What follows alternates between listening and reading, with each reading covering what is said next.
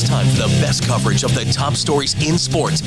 The Sports Wrap with Jason Page starts now. Yes, it does on this Tuesday. Good to have you with us. Thank you, Chad Erickson. We got a lot to do over the next 60 minutes. Riding solo today. No Sam Yarnell. But Bill Bender will stop by for a couple of segments. We'll talk some college football with him, and I'll run through some of the top stories of the day, including this story coming out of Dallas, which maybe it shouldn't surprise us at this point with Jerry Jones being so desperate for relevancy and just to stay relevant with a team that was as bad as the Cowboys were this year. One, they let Mike McCarthy go, and two, they're talking to Deion Sanders. We'll talk about that coming up a little later on in the show. I see a lot of things on television right now surrounding this wildfire situation in Southern California, and sports trying to do its part to try and help that situation or try to alleviate some of the pain of that situation. I got a suggestion. I don't know. I'll just throw it out there in something to consider today.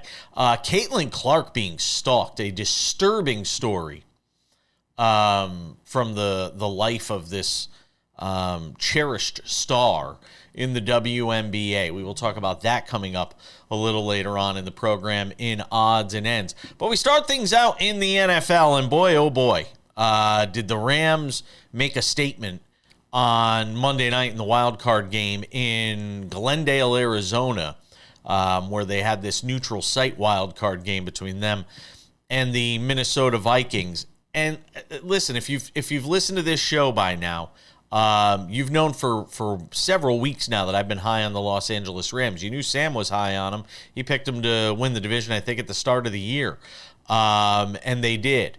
So congrats to you that tailed us on that pick. But the Rams are a dangerous team right now. They got healthy. They started out 1-4. They got healthy sort of midway through the season. Remember, they cooked the Buffalo Bills. Two teams cooked the Bills this year. The Rams were one, the Ravens were the other. Both of them are still in this postseason. I keep saying it, and I know I sound like a broken record, but Matthew Stafford and Sean McVay, the fantastic young head coach, he's still young, out there in Los Angeles with the Rams. But a lot of people wondered what this Rams team would look like. Having gone through that this week, everything that was going on, or last week, everything that was going on in Southern California, Pasadena, Altadena, that whole Los Angeles area, and whether or not it would impact this team. And it just goes to show you, once guys get between the lines, it's about what's happening in between the lines. You basically had the same kind of crowd in Glendale that you would have had in Los Angeles, a 50-50 crowd. With no clear winner in terms of fan support. And the Rams did what the Rams do, and they got to Sam Darnold in this game to the tune of 9 sacks. And some of that is on the offensive line, and some of that is on Sam Darnold hanging onto the ball too long and hoping to make that big play instead of taking the check down, and in some cases even missing the check down. There's this video that's gone viral of him missing Justin Jefferson wide open in the flat, and Justin Jefferson kind of giving a look back. Look, and I think some of this was PTSD from what took place a week ago against Detroit. I don't think this was just a situation where, Sam Darnold struggled in this game because of the rush. I think there was a lot going on in his head. And look, he's played this entire season, this great season, where he basically was a 3-1 touchdown to interception ratio, and was one of the dominant quarterbacks in the league. But throughout that whole season, throughout that whole time, a lot of people were asking, was it Sam Darnold or was it Kevin O'Connell's ability to get the most out of Sam Darnold? Was it Sam Darnold or was it, the talent, the cadre of talent they had around him? At the end, I think we found out. And I got to say, as I think this is good on a couple of levels. One, if you're the Vikings, it's good for this reason. It now makes it much easier for you to part ways with Sam Darnold in the offseason and give the keys to the car to J.J. McCarthy for next season. Two, it makes it easier for NFL teams in free agency to kind of pump the brakes a little and keep down, Sam Darnold from getting this ridiculous contract off of one season with one of the best offensive minds in the game in Kevin O'Connell. Now, inevitably, there will be some team that throws the bag at Kevin O'Connell or at Sam Darnold. It's inevitable. It happens all the time. Somebody's going to give him some ridiculous amount of money. He's going to go in. He's going to disappoint because he's not going to have Kevin O'Connell as his offensive coordinator. And voila. We'll be talking about, next November, we'll be talking about blank team that gave, Sam Darnold this big contract only to watch him struggle and not live up to that contract. And we'll have to figure out how they're going to get out of all that money they owe Sam Darnold. Last thing, the situation as it relates to this Rams team taking on the Eagles. We keep saying the Eagles, while they keep winning football games, don't necessarily look great. Still, the Eagles keep winning football games. And they're going to be in a position at home next week against this Rams team, which is a great feel-good story. But ultimately, is this Rams team good enough to go on the road and win in Philadelphia? Right now, I think they're a 6-point underdog. We'll have to wait and see. Before we get to some other topics on the show coming up here in a couple of minutes, I want to talk to you about our friends at Credit Associates. You saw the effort from Matthew Stafford in last night's game. He blocked the Minnesota Vikings from being able to move on in this postseason.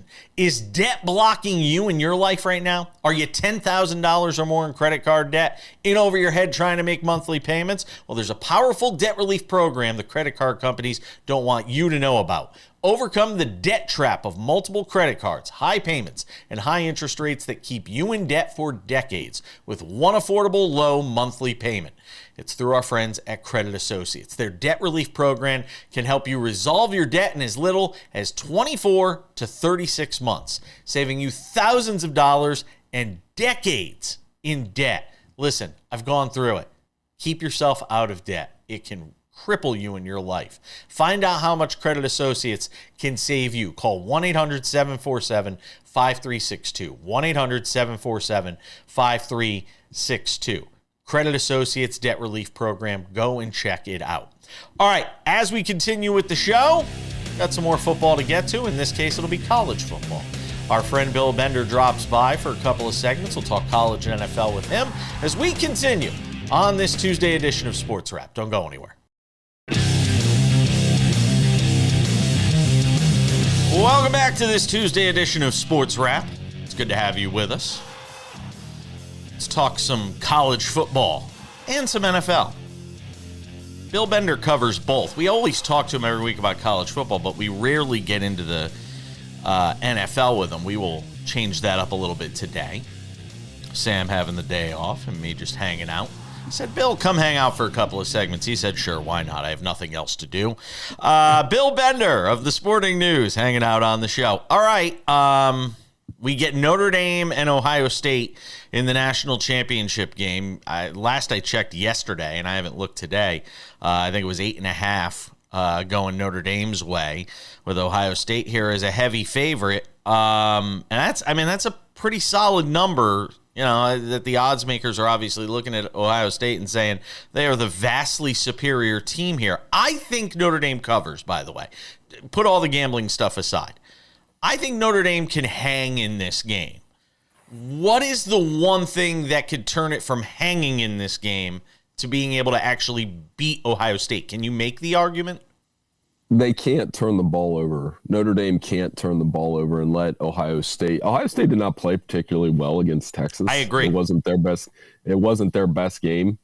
I thought Texas had a very good defensive game plan to keep the receivers in front. And where Ohio State could get them is if they get going early, get a couple deep passes, and Jeremiah Smith and Emeka Egbuka get moving. I just think Notre Dame they have to rip a couple pages out of Michigan's game plan.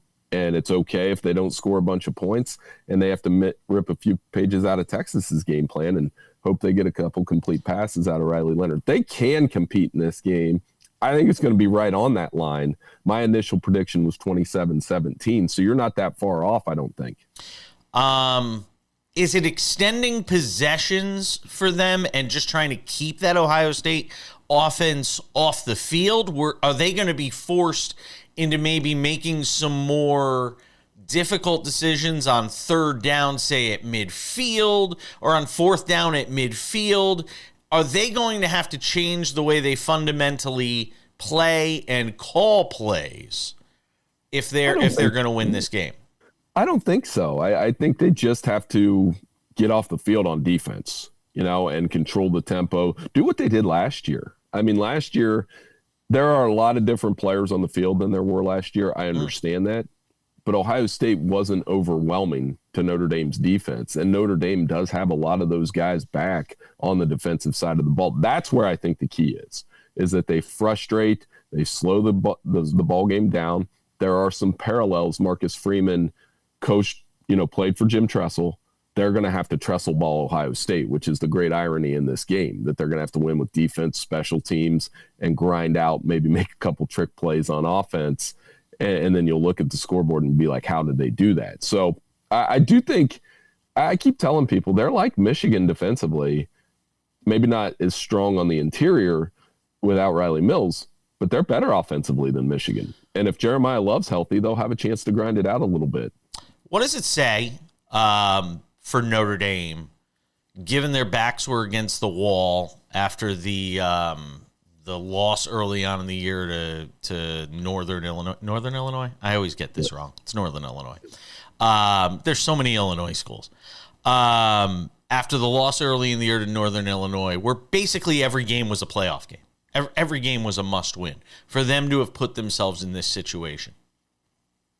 Right. I mean, it says that Marcus Freeman knows how to hold a team together. That could have been a disaster year. I've seen it happen to other Look at Florida State. Look at Florida State.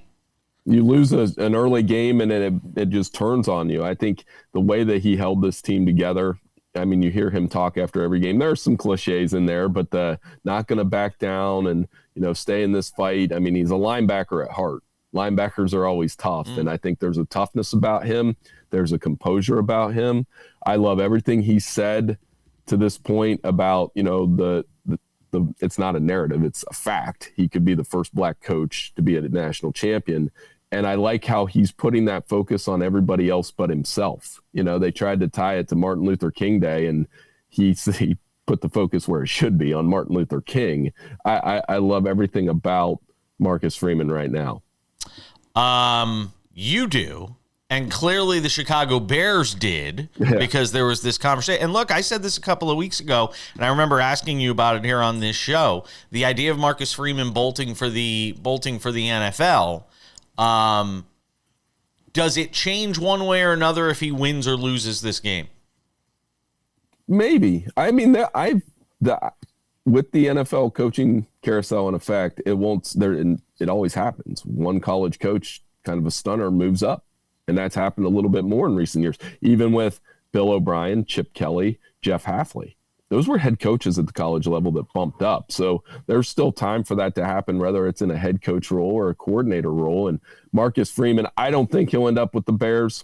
I think they'll go with somebody else. But, I mean, the fact that they would want that charismatic leader, and is that something that Marcus Freeman wants, knowing that most of his experience is at the college level at places like Notre Dame, Ohio State, and Cincinnati? That would be a risky pick for the Bears. I bring up David Shaw as the example. David Shaw passed on the NFL. There were teams that came calling. He stayed at Stanford, and then all of a sudden when it went bad at Stanford, the phone stops ringing.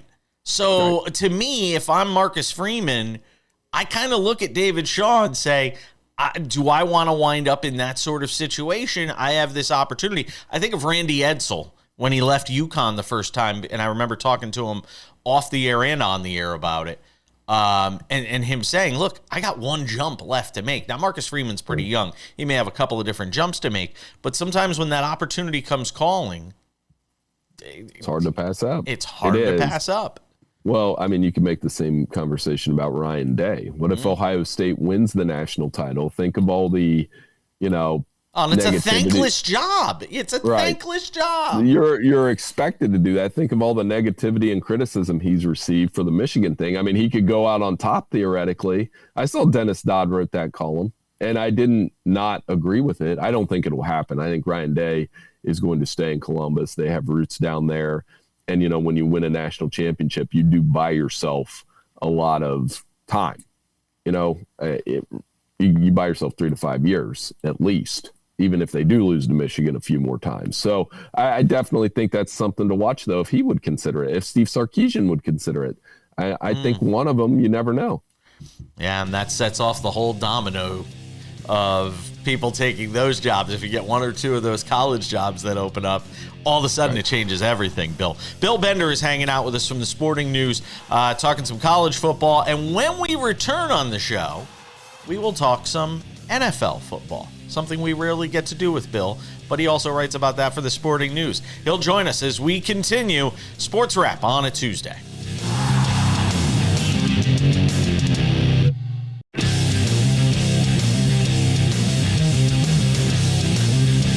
Coming up in 10 minutes, something we're actually going to broach here with Bill Bender. That's all I can say. I don't want to spoil it. Bill Bender is hanging out with us on the show today, spending a couple of segments, one on college football, now one on the NFL. He's with the Sporting News. Check out his work there. Bill, I tell you, I thought the Rams were one of the scariest propositions in a good way, if you're a Rams fan, as we headed into this postseason. I loved them. And at one point, just before the playoffs started, I think they were plus 10,000 or plus 12,000 to win the Super Bowl. And in a year with the kind of parity that we have in the NFL, even no matter what the records may say, the idea that you could get a team with Matt Stafford, Sean McVay, a Super Bowl winning coach, quarterback combo, and have a chance with them at such a high number, I thought was a great proposition. I'm sure that number's dropped after the win against the Vikings last night. Do you see the same thing I do in the Rams and them being really dangerous to come out of the NFC? Yeah, I picked the wrong Los Angeles team. I thought the Chargers might be that team.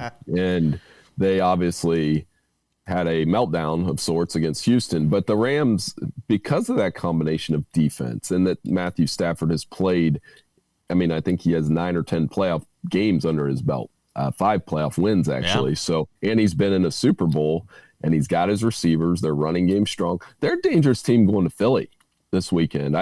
It's funny. I submitted my prediction last night without seeing the spread yet, and I laughed this morning that I was like, I picked Philly to win by 6. That's exactly what the spread says. So maybe I do know what I'm doing. But the Rams absolutely, with that defensive line, the way that they're playing and getting after the quarterback and how aggressive they looked on that side of the ball, they are capable of going into Philadelphia and winning this weekend. It's remarkable when you consider they were, I think, 1-4 and basically looking at trading guys away. Like they were in sell mode. And they really couldn't get rid of guys, so they just held on. And then all of a sudden, they're able to make this run into the postseason and now get a win against the Vikings. Did we see the end of Sam Darnold last night as Vikings quarterback? Does the decision become easier for them to go back to McCarthy when he's healthy next year and sort of hand the reins over to him when you sort of see what happened to Darnold here over the last couple of games? I think so. I think it makes it easier to cash out, so to speak. Sam Darnold did have a good year, but those last 2 games showed that he's probably not going to take you to a Super Bowl. And then you can see what you have with a guy like J.J. McCarthy, who we spent entirely too much time looking at his hair over the weekend and comparing it to Anakin Skywalker. I don't know how those stories hit, Jason, but they do. For Sam Darnold, it was a rough night. And sir, I'm happy that he had the year that he had. I'm happy that he'll get to cash out somewhere, but there are levels of quarterback and, I don't know if he's capable of leading a Super Bowl run by himself. Yeah, there are levels to this thing that we always talk about. The Commanders have certainly been an amazing story. Jaden Daniels, just a year ago, we were talking about him as a college football player and as a Heisman candidate. Could you have imagined that in year 1 he could have made this big a leap? No, and not this big, but it's a little bit like Stroud last year. He's having a really efficient season. He gets the ball out quick. The touchdown to Terry McLaurin in the red zone was an amazing throw because he had a guy on his back, their end zone coverage. He's able to, the accuracy, the arm angle, all those things that he has that he's been able to do through his time at LSU. I think it's been an incredible season. I didn't think I picked Tampa Bay to win that game. And Tampa Bay easily could have won that game. But it was the best game of the weekend in terms of competition, fun to watch, big hits, and Jaden Daniels making plays. I do not think they can go into Detroit and win. I don't. I think Detroit off a bye week with that offense is going to make it very difficult. But who knows? This is the game where we really find out, how far can Jaden Daniels take this thing in year one? But I do think over the next couple of years, they're going to be in the mix and be very good with him at quarterback. Bills-Ravens is the game everybody's talking about, coming up this weekend. And look, I still find it hard to believe that you get a different result with these two teams playing for the second time this year. I find it hard to believe you get a different result unless you believe that Lamar Jackson's going to make that costly turnover again in a big spot in a playoff game late. Which is, look, there's enough of a track record there for somebody to believe that's going to happen. But taking all things equal, I think you get a high-scoring game, and I like the Ravens. Sam Yarnell isn't here. What say you? I took the Bills, but to your point, yeah, they have an incredible gap to make up from that first blowout. Can they stop Derrick Henry? Do they stop Lamar Jackson? It is at Buffalo. I think that does change the game a little bit. Buffalo is a different team now. Josh Allen's figured out the receivers. He's been dynamic. And I picked the Bills to win the Super Bowl at the beginning of the year. Wow. Or not the beginning of the year, at the beginning of these playoffs. So I'm sticking with my pick. You can't say, hey, I took the Bills, and then all of a sudden, no, the Ravens-Steelers game didn't change my mind. I knew Baltimore was going to win that game by a couple scores. So I'm going to go with the Bills. But to your point, this is one of these quarterbacks' time because I do think Kansas City's going to win, and I also think the winner of this game is going to win the AFC. So I would take them over the Chiefs. It's going to be one of these quarterbacks' time to lead their team to a Super Bowl. All right, tell me what you think of this talk of Deion Sanders talking to the Cowboys because I just think he'd come off as so fraudulent if he were to leave after both his kids leave and sort of abandon that program that invested so much in him.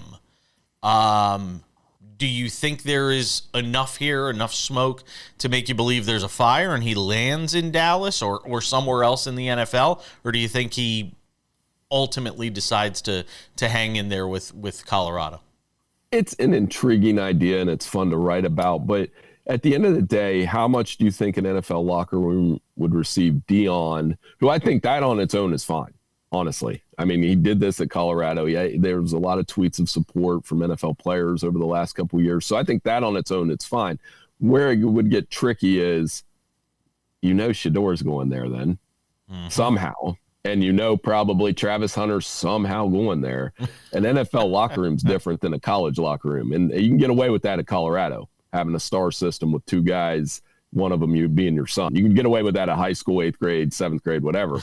Can't get away with that in the NFL. And, Jerry might be desperate to make a splash here. Oh, my God. But if it's not Deion, I'm wondering who it is. Because if it's another NFL retread, why would you just fire Mike McCarthy? Yeah, I agree. The Cowboys are a mess. We're going to talk about it coming up here in a couple of minutes. Bill Bender, check out his work with the Sporting News. Thank you, my friend. We will talk to you next week. Hey, no problem. Thank you.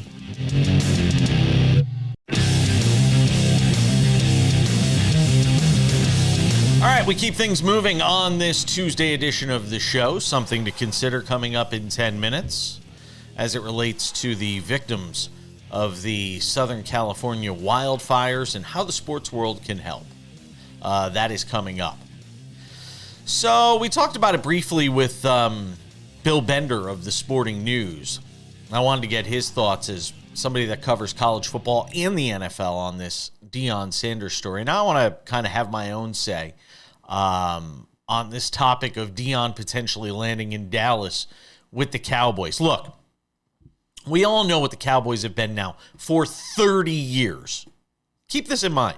The Dallas Cowboys have not been to an NFC championship game since they last won the Super Bowl in 1995.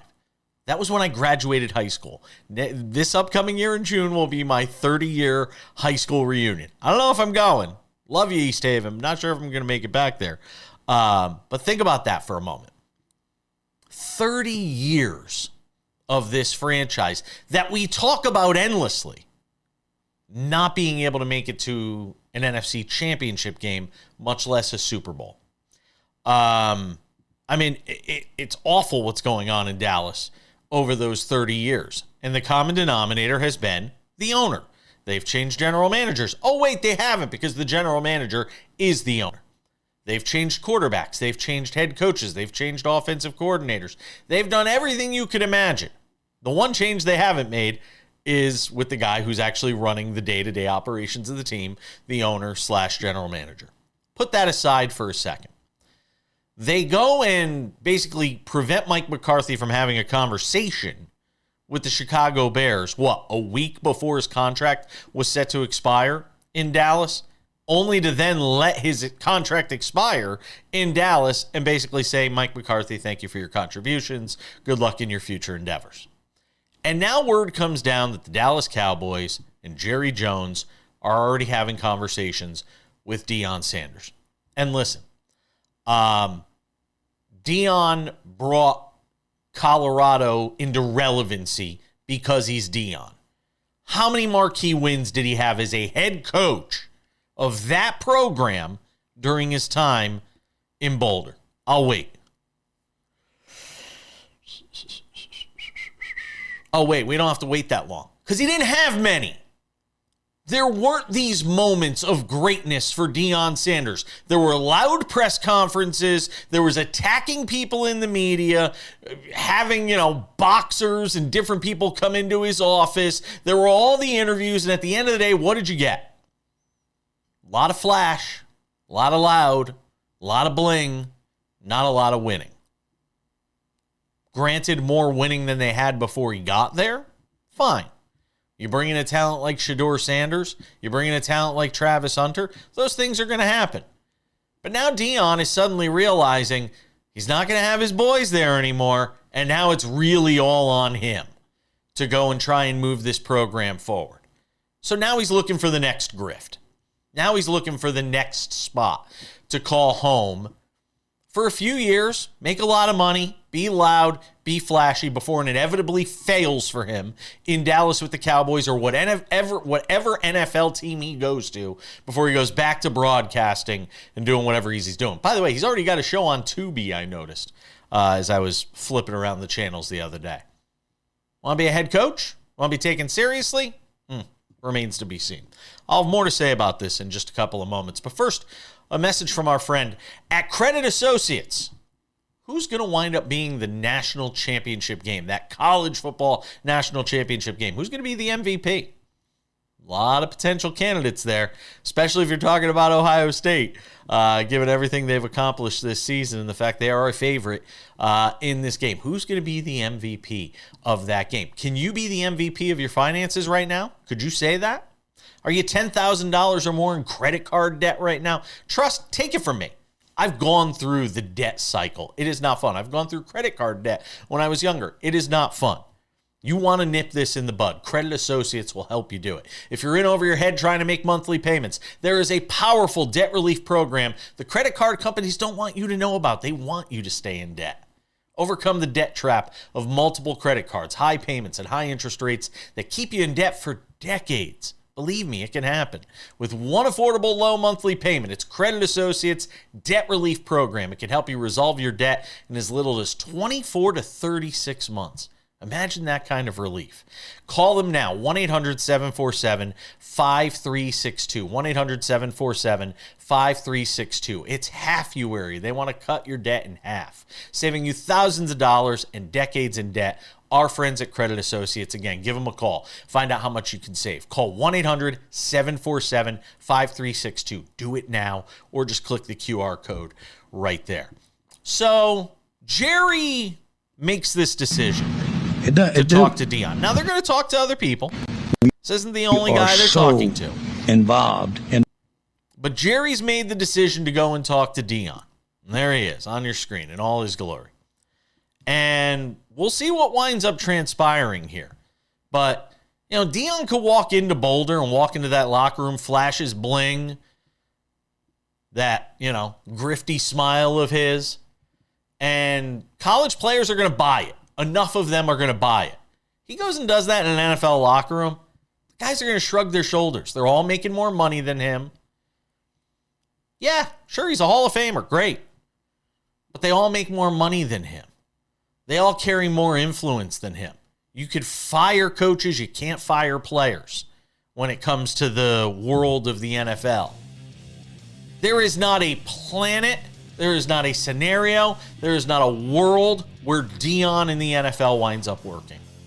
It's not going to happen. He might wind up getting a job somewhere. Somebody might be desperate enough, like Jerry. Not going to end well, I can promise you. We'll rewind the tape years from now. We're coming back with something to consider on this Tuesday edition of Sports Wrap.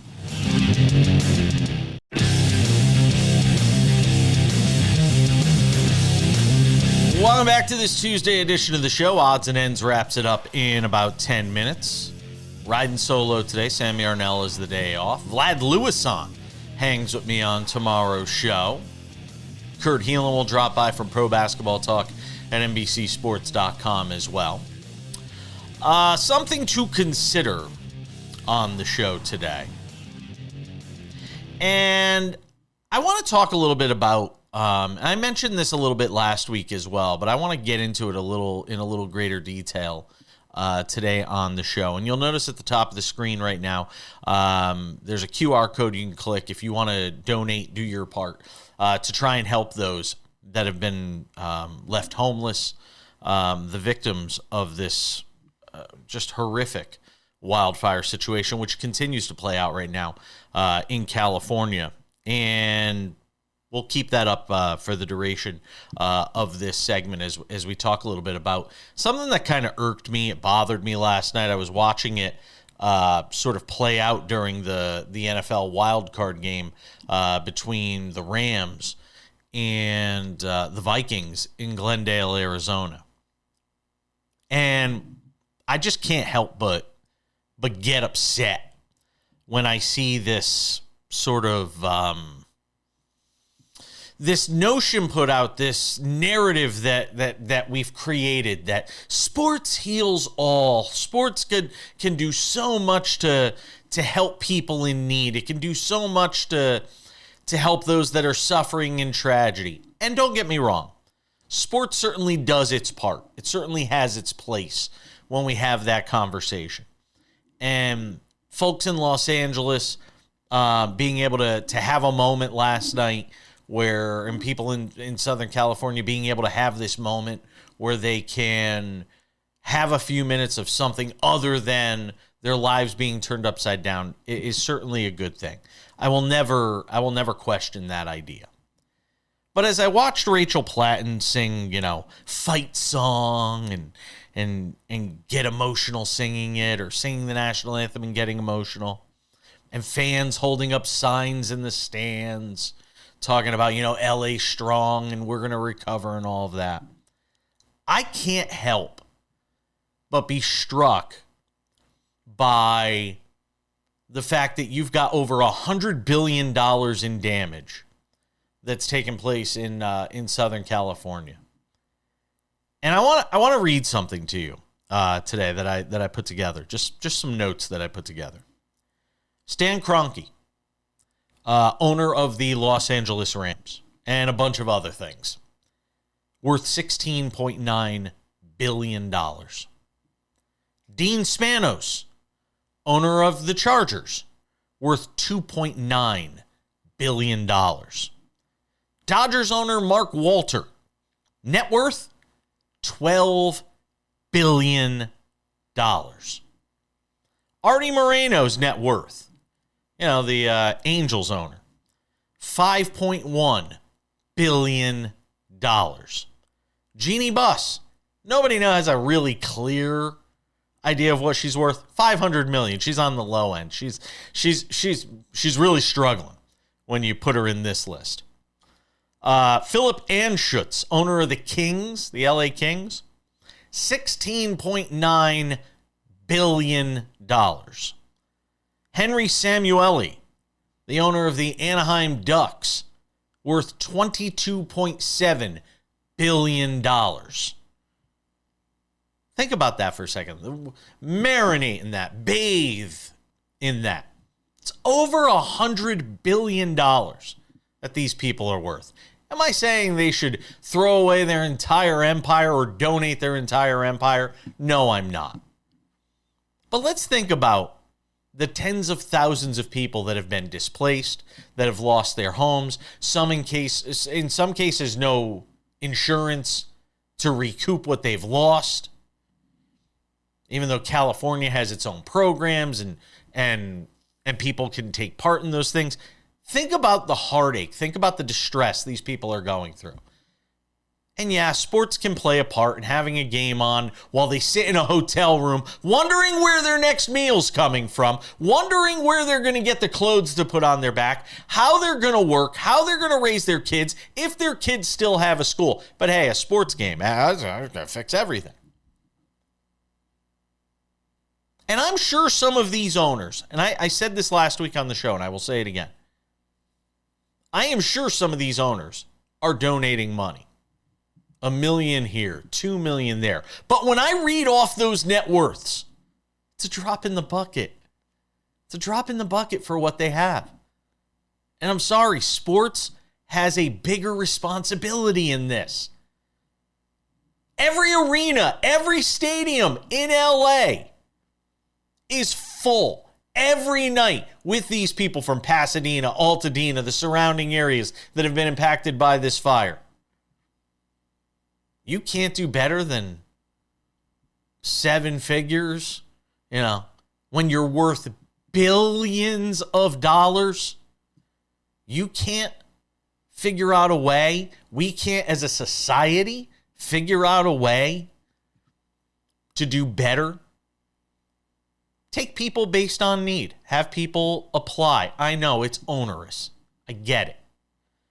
Have people apply based on need.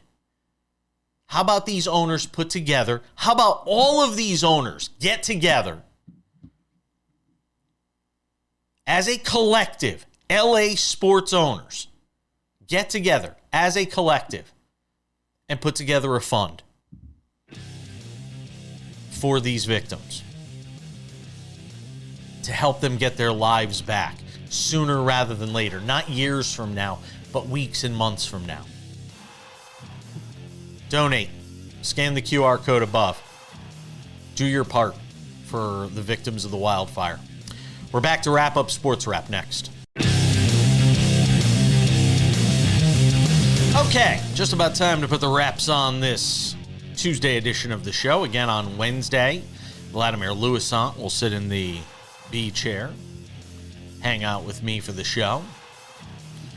We will be joined by Bram Weinstein, the play-by-play voice of the Washington Commanders.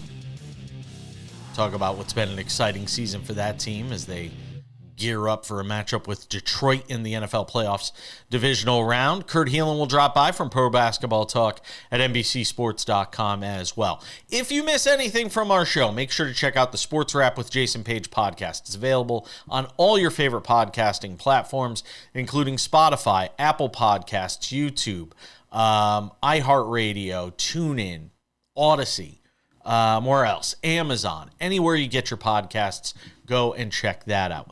Also, our Sports Wrap Substack, go and subscribe. Not a lot of new content up there right now. We are going to be populating that, though, with more content. There is exciting news coming with Sports Wrap. I can't tell you what it is, but here's what I want to tell you. There will be more Sports Wrap for you to consume in the near future. That's all I'm going to say. Stay tuned for announcements. Follow me on X if you're not already doing so. At the back page, go and follow me there for updates and information. All right, without any further delay, ladies and gentlemen, time for some odds and ends. Odds and ends, that is the face of one very disturbed man. If you have not heard, a Texas man was arrested charged with stalking the Indiana Fever's Caitlin Clark. He's a 55-year-old Michael Lewis of Denton, Texas, charged with a level 5 felony after he was arrested at a hotel in Indianapolis. What was he doing there? We probably don't want to know, but we're going to find out. He's scheduled to appear in court today. Could face up to 6 years in prison, a $10,000 fine. He sent messages on X to Clark, formerly known as Twitter, of course. Here's one of them. Been driving around your house 3 times a day, Lewis messaged to Clark, according to court documents. But don't call the law just yet. The public is allowed to drive by Gainbridge, a.k.a. Caitlin's Fieldhouse. I'm getting tickets. I'm sitting behind the bench, read another message. They said I was sending threatening texts, but the only thing on my mind was Caitlin, read another. We live in a world with a lot of disturbed people. There's no getting around that. There are a lot of people in this world that need help, that are going through things. And this is clearly somebody who is in some sort of distress to be sending her these sorts of things. There were other messages that were sexually violent, according to court documents. It's just unimaginable. But again, we live in a world with a lot of disturbed people, and authorities have to take this stuff, obviously, very seriously. All right. Then there is the Golden State Warriors, who are in our headlines today and in our conversation today, because the Warriors are now a game under 500. The Golden State Warriors are 19-20 on the season. And look, if before the season started I had told you the Warriors would be 19-20, you probably wouldn't have even batted an eye at it. Probably would have said, yeah, that's about right for where this team is. Here's the problem. They were 12-3 through their first 15 games. They were one of the great stories. We talked about them on this show as being one of the great stories of this early NBA season. Now, they are 19-20. They are 7-17 in their last 24 games. Again, sit in that for a moment. Yet, Stephen Curry says, hey, no worries. Don't do anything desperate if you're this organization. And it's easy for Stephen Curry to say, hey, don't make any big changes. Don't act desperate if you're the Warriors. But after a 7-17 stretch over 24 games, you have to wonder, what else can the organization do? They went and tried to make moves in the offseason. They went and tried to make a trade here during this season. But this is sort of what the Warriors are now. This is what this organization has been relegated to. And it's easy for Stephen Curry to sit there and say, hey, don't do anything crazy. Why? He's got his rings. He's got his MVPs. He has his all-time three-point scoring record. He just passed Allen Iverson to 28th on the all-time scoring list, period. Congratulations to Curry on that. And I like Stephen Curry. I'm a fan of Stephen Curry. They lost to the Toronto Raptors last night. They lost to the Pacers the game before that. This team is in turmoil. I see my friends in San Francisco sports radio pushing the panic button right now on the Warriors about how bad it is. What are they going to do? How are they going to fix it? The reality is they can't. It is rare that you get to go from the sort of run of greatness the Warriors had into another immediate run of greatness. It goes to show how easily some fans can be spoiled after a while. You're going to have to go through the bad times after you go through such a prolonged period of success. It is inevitable in sports. And if prolonged period of suffering is being a 500 team or somewhat less than that in a tough Western Conference, maybe even missing the playoffs a year or two, or having to play in playing games and then missing the playoffs a year or two, if that is what you have to go through as an organization, then so be it. Golden State Warriors right now, by the way, plus 122, because it is odds and ends. They are plus 122 right now to make the postseason. I got to go. They tell me we're out of time. Thanks for hanging with us. Thanks to Bill Bender. Vlad on the show tomorrow. We'll see you for more Sports Wrap then. Bye!